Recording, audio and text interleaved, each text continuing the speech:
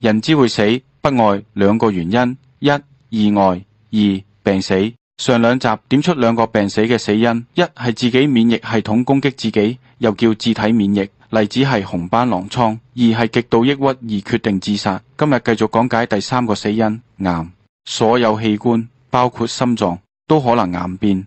首先，癌唔會分泌毒素，所以冇所謂排毒治療法。癌細胞都喺專心一致地增生，但呢一個會干擾器官嘅運作。例如肝癌細胞拼命喺肝臟增生，以致肝功能漸漸消失而肝衰竭。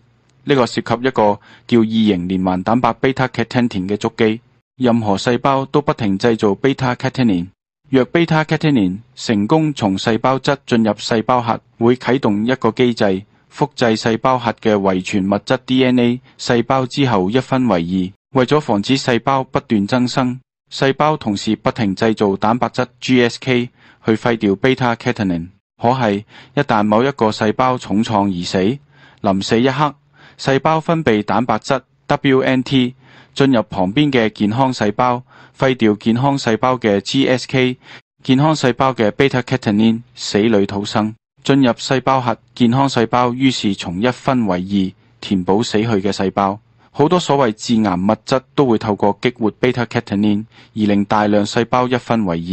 所以只要平時食一啲保健食品能夠抑制 beta-catenin，便可以防止癌變。